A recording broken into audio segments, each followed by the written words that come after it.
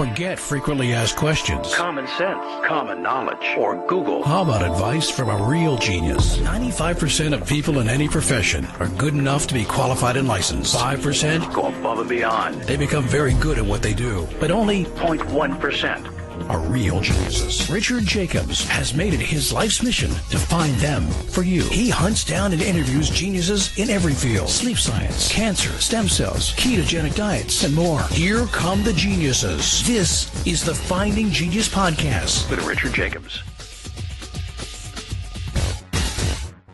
Before we begin, a note from our sponsor. I'm Richard Jacobs, Executive Director of the nonprofit Finding Genius Foundation and host of the Finding Genius Podcast. In late 2016, I was rear-ended at 65 miles an hour by a truck on the highway, which sent me off-road into a ditch.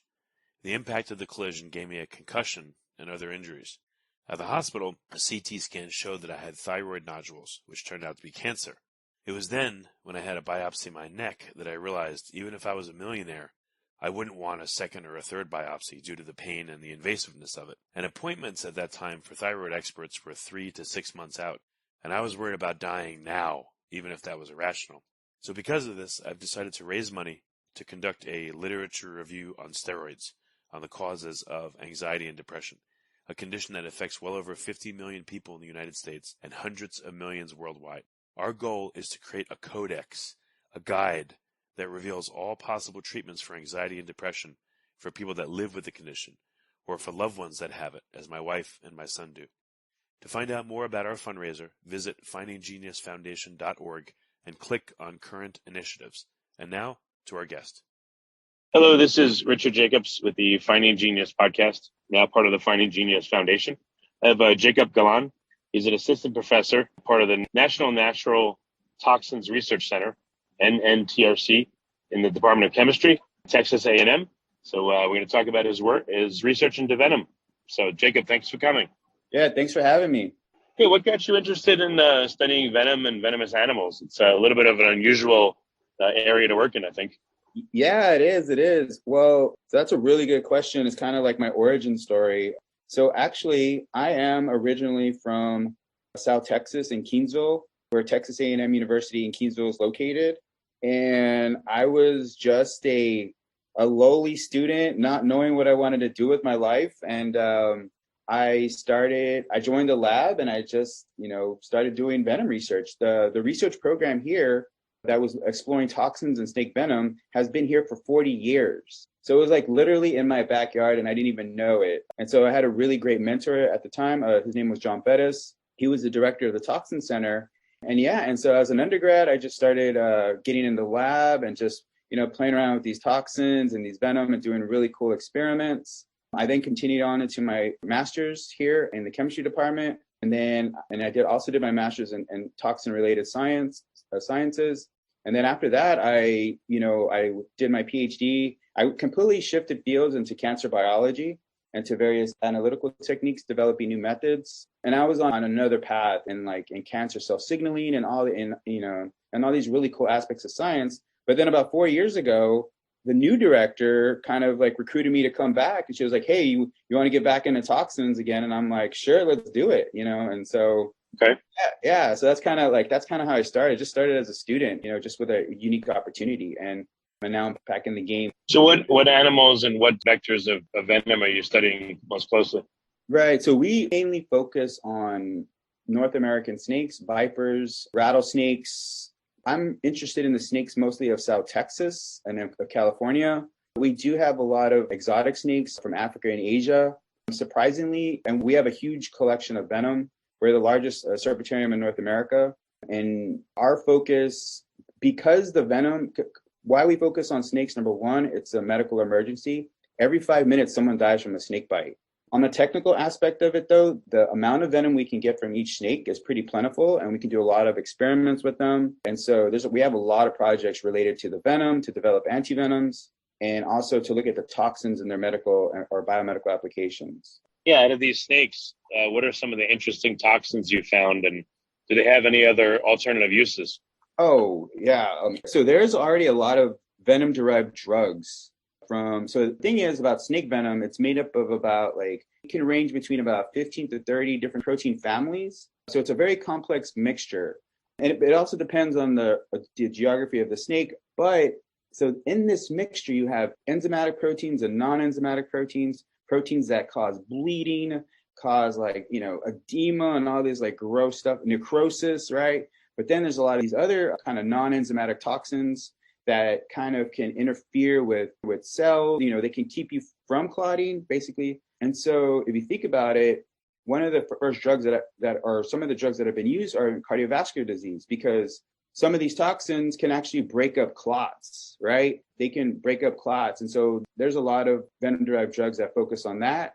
There's also these small molecules in snake venom that can actually be used against cancer. They can basically block cancer cells from attaching to different types to the epithelial cells, or even inhibit angiogenesis. And there's so many more too. One area right now is the ability for these toxins to inhibit pain, so analgesics. Kind of seen this mostly with cone snail venom, but the snake venom has a lot of these toxins that have an abundance of biomedical applications. Do snakes ever fight and envenomate each other? And if so, what happens to them? Yeah, they do. But they do. I mean, it's very possible for the snake to die from a bite from another snake. They can envenomate themselves, but they also have a remarkable capability to also inhibit the toxins. So they have a lot of proteins that actually will neutralize the snake venom. If that happened, it doesn't mean that they couldn't die from their own venom. It just depends on the amount or the dose, or if it was another snake. But it's something we don't see too often. Yeah, and it's usually by accident that they're either in a struggle. I've never seen a snake bite itself. But very interesting. Yeah. Oh yeah, but along those lines, and I think you'll find this fascinating. So these snakes have blood proteins that can actually be used as therapeutics themselves, or at least as scaffolds that we can actually design different inhibitory molecules. There are warm-blooded animals that actually have a natural resistance to snake bite. What about the venom gland itself? What does that look like? And have you done histology? Yeah. And what's interesting about them? So we actually don't look at the histology or the anatomy of the snake glands. We actually do use the glands for doing sequencing to look at the mRNA levels of the venom toxins or potential levels of the venom toxins at the genetic level. Basically, the venom gland, could range from different, depending on the species, can be really big or large. There's a lot of venom researchers who are exploring that, but basically it's made up of a variety of cell types. I believe it's about 4 different cell types that actually, excrete these molecules, and they basically hold and store this venom, right, in that gland. What's really cool right now, and I don't know if you know this, is that they're taking the venom gland and they're actually reproducing the venom gland in cell culture, where it can actually make a little mini gland and start to excrete some of these proteins as well without the snake. It's pretty fascinating. They're kind of, using this new biotechnology. They're called organoids. It's a new area that we're. They have venom sac organoids. Cool. Yeah. When a snake bites someone, not only is the venom administered, but I would think cells are sloughed off from the snake and also administered. And I don't know if there's like a specific venom cell exosomes that also are administered. And has anyone been able to look at the effects of all these things? I haven't seen any kind of literature that has looked at.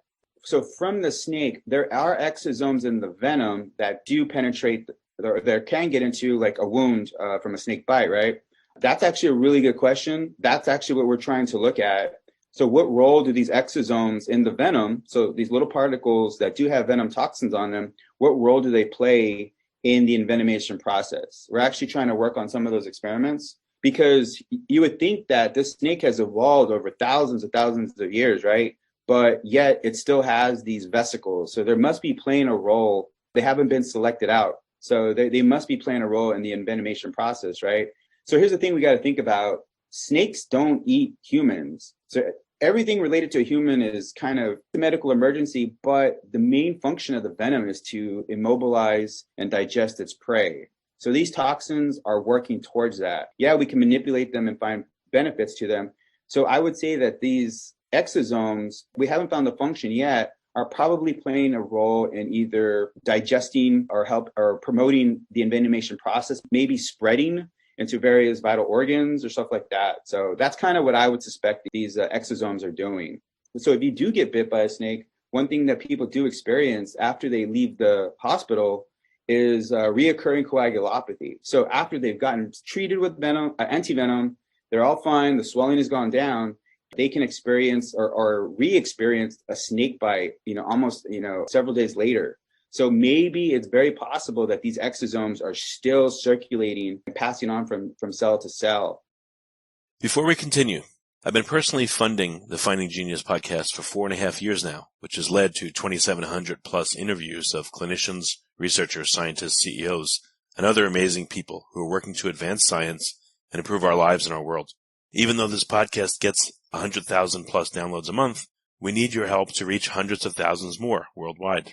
Please visit findinggeniuspodcast.com and click on Support Us. We have 3 levels of membership from $10 to $49 a month, including perks such as the ability to see ahead in our interview calendar and ask questions of upcoming guests, transcripts of podcasts you're interested in, the ability to request specific topics or guests, and more. Visit findinggeniuspodcast.com and click Support Us today. Now, back to the show. There may also be cells that get sloughed off when the envenomation happens. And I know those cells probably would be attacked by the body of the recipient, the human. But right. Let's say the human immune system is caught up with, maybe the venom compounds allow those cells to persist and continue producing venom even while they're in the person. Mm-hmm. Maybe they keep the immune system busy and those cells, are able to persist for a while. I don't know. Has anyone looked at that? So you're talking about the cells from the snake, from the bite actually getting into the wound. Is that what you're trying to say? Or yeah, I would think definitely there would be some entrainment of those cells. Yeah, I don't think anybody's even suspected that could happen or would happen, just from how fast the bite is. But it doesn't mean it couldn't happen, or there could be some level or some, type of cell getting into, the puncture wound. Yeah, I don't know. I've never seen any kind of exploration or investigation into that. Okay, well, it's something to think about. So yeah. What other interesting nuances have you found in analyzing venom? And then how does anti-venom work? So here's what I find, and that's a perfect that's a perfect description, the nuances of venom. And I think that's the way we really need to think about that. And that, I think, is related to the antivenom. Let me start with the antivenom. So antivenom is basically, it's a 100-year-old process where they immunize horses and sheep. In the immunization, you develop antibodies towards the venom toxins. You crudely extract that prep or those antibodies, and that is your therapeutic, right? Now, that's very costly. It's very inefficient. It does work. I'm not going to argue with that. There is a kind of a trade-off or a risk using it, but it is a well-established medical practice for actually doctors who know how to treat snake bites. That's another story. So what actually my lab is working on is to understand the toxicity and the lethality of these snakes and these snake venoms using a variety of multi-omic approaches and also different type of scoring metrics such as toxicity score. We have a hypothesis in which if we can determine the most toxic component of the venom, well, guess what? That's all we should be targeting, or that's the best way to neutralize the venom. Yes, you have a lot of other toxins in there, but if you can identify these, in essence, you can prioritize what toxins you need to target. So that would be kind of more of a single target therapeutic. That could be a lot easier, a lot cheaper than making antivenom this old-fashioned way, which what we found or what's been reported is that it's maybe of that antibody mixture, maybe only 30% really target the venom toxins. So we're kind of developing a more precise way of targeting and neutralizing, the most important toxins. And so actually, and this is work done by Anders Lawson out of Denmark. When he looked at the venom profiles of some of these neurotoxic snakes, he found, so for example, PLA2s, it's an enzyme in the snake venom, phospholipase, and then there's another toxin called the three-finger toxin. Well, in this venom, three-finger toxins only make up 25% of the venom, and the PLA2s make up 75%. But in his analysis, it was the three-finger toxins that are what he determined were killing the mice, right, or the most lethal. So don't worry about the PLA2s. They weren't even lethal. It was only target the three-finger toxin. Those snakes, or the snake he used, are a little bit more, they're not as complex as the North American snakes, but that's a great starting point to start to look at this type of investigation.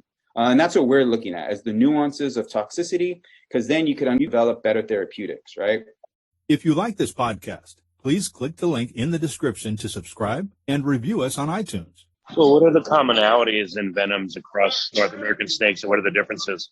Oh, so the commonalities are typically, they're kind of what I call like I think they call them the top 10, the major players. You're going to have snake venom metalloproteases, the serine proteases, the PLA2s are probably one you see globally across most snakes. And you're going to find L-amino acid oxidases. Those are what give venom the yellow color. And so those you see are the most common snakes. Maybe a lot of myotoxins. Those also could be a lot of different type of enzymes. But those are kind of the common variety of toxins. But differences are where you see between, obviously geography plays a big part of this. So you'll see three-finger toxins. Well, those are really mainly found in a lot of the cobras, your colubra type snakes. They're kind of specific for that. You do see, depending on the like neurotoxicity or if a snake is more hemorrhagic, those kind of differences. And so, for example, disintegrins are mainly associated with snake venom metalloproteases, which are mainly found in the hemorrhagic snakes. There's a larger abundance of those toxins. And so you find these little small molecules that can really they basically inhibit platelets from aggregating. I'm trying to think of others off the top of my head, but those are kind of the main ones. And in some cases, PLA2s can also be neurotoxic. So those are found mostly in the snakes. We do have a variety here in North America, the Mojave rattlesnake and also South American rattlesnake, and then also Southern Pacific rattlesnake. These can actually get a neurotoxic PLA2, but the kind of really acetylcholine type of inhibitors or blockers are going to be in the three-finger toxins. Those are going to be like your really lethal snakes. Coral snakes, that venom is really toxic. I'm trying to think of your kraits or brown snakes. Those are the three-finger toxins, kind of the ones you would find in Australia. Like I said, you do have kind of your garden variety of enzymes that you'll find in both, but the most lethal snakes will have these type of enzymes, the three-finger toxins. There can be a few others, but I kind of focus more on lethality and toxicity. So those are the ones I can, think about. But I could send you some websites that have characterize a lot of different types of enzymes in these venoms. Well, what's the correlation between the habitat of a snake and other factors and the venom? Has anyone looked to see snakes that live up in the mountains tend to do this, snakes that live in the lowlands do that, water snakes, etc.? Keep in mind, I'm not a conservational biologist or a pathologist looking at, venom snakes in that regard. But what I can see, or what I believe is the consensus, is that, which kind of makes sense, is that where you have really hot and warm climates is where you see a lot of the lethal toxins. Australia, most of our lethal and neurotoxic snakes are in the desert areas of Arizona and Texas and California. I think you could kind of imagine from an evolutionary standpoint that the snake needs to kill its prey fast in these type of climates, or has developed a fast acting toxin, or there's a toxin been selected for because of the temperature. And that could also be related to the food they eat as well. There is kind of a model or theory, the larger the animal or the prey, the more toxic the venom is. But like I said, these are really hard theories to test. There are some scientists working towards this. So that's kind of what I would say as just being an observer of and appreciating the snakes from this type of ecological perspective. This is how I would kind of generalize them, so to speak. So what are some hypotheses you're testing right now in your lab? We're testing the single toxin hypothesis. Can we neutralize a crude venom extract with a single molecule? Depending on the venom, can we basically save the life of a mouse? That's what I tell my grad students. So we're developing these small molecule inhibitors or peptide inhibitors. We are testing. So here's where I think is the great part. In terms of finding these inhibitor molecules, reverse engineering, doing a structure-guided approach, kind of a reverse engineering, bioengineering approach to looking at the molecules, looking at their structure to design better therapeutics using computational biology. So instead of making antivenom or hoping that an antibody can neutralize, actually make the antibody that targets that site, right? So we're working on a lot of these type of projects. Those are the two main projects that are going on in my lab. Those are probably it. So another hypothesis or another thing that we're working on is, can we actually look at the snake bite from a systems level approach? So for example, if we inject the mouse, can we extract the plasma EVs from the mouse and look at which can have all the venom signature or the venom insults kind of in there? There's a kind of readout of what's going on. Can we use this as a tool to look at the venom reactome? Now, we did that in a mouse. Now, the bigger question is, can we take a patient sample who's been envenomated and see a very similar profile? So that'll give us definitely a lot of diagnostic information. We could actually see the envenomation process from the systems biology approach. If you think about it, a patient comes in, they've been bit, we take their blood, that we can see the signature of what their cells are experiencing, and then they're going to get treated with antivenom, and we could monitor the progression and then degression with the antivenom, how these systems are changing. I think that's a very good, number one, it could be used as either in diagnostics or even developing better therapeutics. We can see, number one, we see the antivenom may be playing a role. We can see how these systems interact, and I think this is really good information for clinicians to know, hey, maybe there are other types of toxicities that we're not paying attention to. So this is something we're working towards, to looking at these multi-omic approaches to kind of characterize the medical emergency of a snake bite. Has anyone looked at a particular snake throughout the year, throughout different temperature ranges and climate changes and all that, to see how the venom adapts? Like maybe in the winter, certain snakes that don't come out much, their venom goes away, and maybe when it's spring, the venom is strongest. Has anyone looked at that? I've never come across that type of research. Not to say that it's not going on. There is some interesting anecdotal evidence related to when you have snakes in the wild versus the serpentarium, like our snakes, does that venom get even more toxic or less toxic? That's something we're actually looking at with the Nigerian group. I believe in Africa, the snakes that they capture in the wild, I want to say are less toxic than the snakes in their serpentarium. Maybe it's food, maybe it's conditions. I think that's a very good question to look at. Well, I think the microbiome is probably correlated. I spoke to a guy named Jonathan Clayton called the Monkey Doctor. Oh, yeah? They looked at the microbiomes of monkeys that are wild versus in captivity. And after like 2 weeks, the microbiome radically changed of the monkeys. So snakes in a serpentarium, I would think their microbiomes would change dramatically from that of the wild after a couple of weeks. And their venom would change as well. I mean, if you could alter, from a research perspective, if you could alter the venom toxicity by adjusting the microbiome of the snake, that would be fascinating. That's a very, very interesting question. I think I'm going to do a lot of Google searches after we hang up here. No problem. I don't know if anyone's either studying also there might be a localized microbiome in the venom glands of the snake too that help produce the venom too. I don't know. That's a very, very intriguing question. Could be possible, I know you don't have enough to do, so I'll give you more projects. Yeah, exactly. Well, very good. What do you think is the future of your work? What does it look like over the next couple of years? What do you want to accomplish? I have a great team here. We're working on a lot of different things. I think, like I said, targeting the single toxin or targeting the toxins that kind of help the spreading is going to be a really big accomplishment.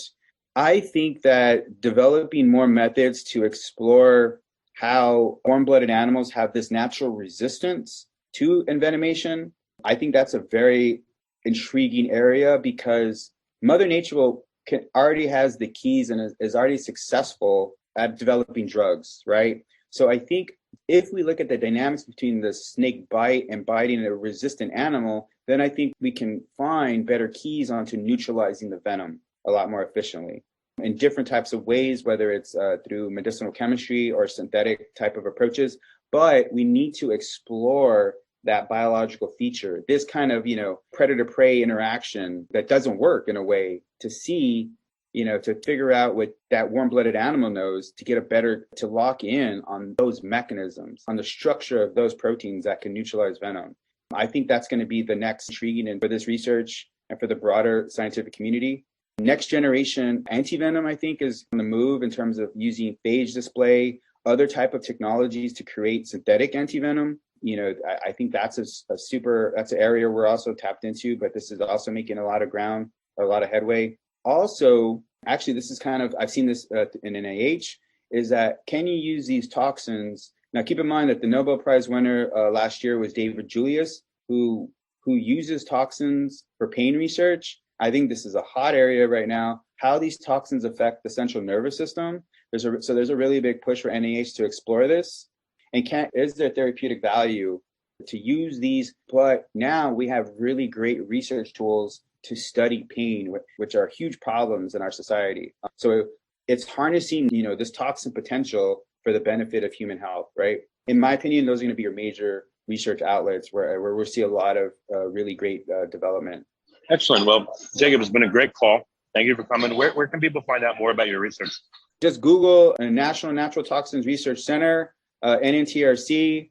You can find us on the web. Reach out to our director, Dr. Eldo Sanchez. We have another faculty, Dr. Moy Sutravat. Call us, send us an email, collaborate with us. We're always looking to collaborate with venom researchers.